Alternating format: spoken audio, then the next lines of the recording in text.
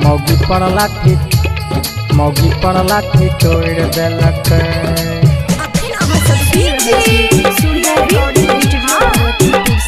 मौगी पर लाठी तोड़ देलक। हमर काका भए गेले नट खटुआ, दारू पी के रोजे नर खटुआ। मौगी पर लाठी तोड़ देलक भैया रे, मौगी पर लाठी तोड़ देलक। मौगी पर लाठी तोड़ देलक। हमर काका भेले बड़ा नट खटुआ, दारू पी के रोजे नर खटुआ। मौगी पर लाठी तोड़ देलक भैया रे, मौगी पर लाठी तोड़ देलक। भैया रे मौगी पर लाठी तोड़ देलक।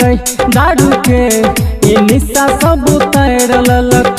हमर काका भए गेले नट खटुआ, दारू पी के रोजे नर खटुआ। मौगी पर लाठी तोड़ देलक भैया रे, मौगी पर लाठी तोड़ देलक।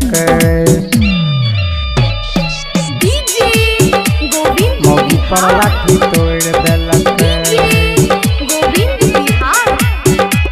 मौगी पर लाठी तोड़ देलक। अखन अहाँ सब सुनि रहल छी सूर्या रिकॉर्डिंग स्टूडियो भगवतीपुर से। सुन रे भैया जहिया से मौगी के लोल कर काका, बन गले नशबाजी रे, बन गले नशबाजी रे भैया। जहिया से मौगी के लोल कर काका, बन गले नशबाजी रे। कौन हाल में रहल मौगिया, कहियो न मिल आजादी रे, आजादी रे। अजहिया आबत रहे मिल गेल भिखना, ओते चल लगले पोठी माछ के चिकना। वही पर दारू ढार लेलक भैया रे, मौगी पर लाठी तोड़ देलक। भैया रे मौगी पर लाठी तोड़ देलक। दारू के निशा सब उतार लेलक। हमर काका भेले बड़ा नट खटुआ, दारू पी के रोजे नर खटुआ। मौगी पर लाठी तोड़ देलक भैया रे, मौगी पर लाठी तोड़ देलक। अखन अहाँ सब सुनि रहल छी सूर्या रिकॉर्डिंग स्टूडियो भगवतीपुर से। मौगी पर लाठी तोड़ देलक। मौगी पर लाठी तोड़ देलक, तोड़ देलक। सुन रे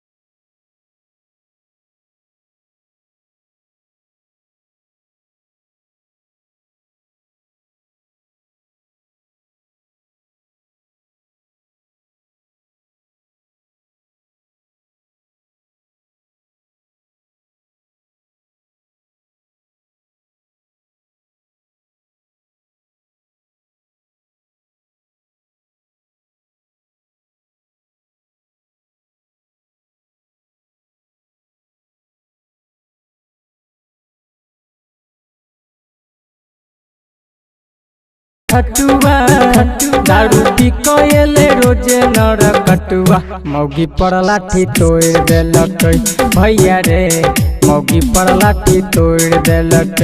भैया रे मौगी पर लाठी तोड़ देलक। दारू के निशा सब उतार लेलक। हमर काका भए गेले नट खटुआ, दारू पी के रोजे नर खटुआ। मौगी पर लाठी तोड़ देलक भैया रे, मौगी पर लाठी तोड़ देलक, तोड़ देलक।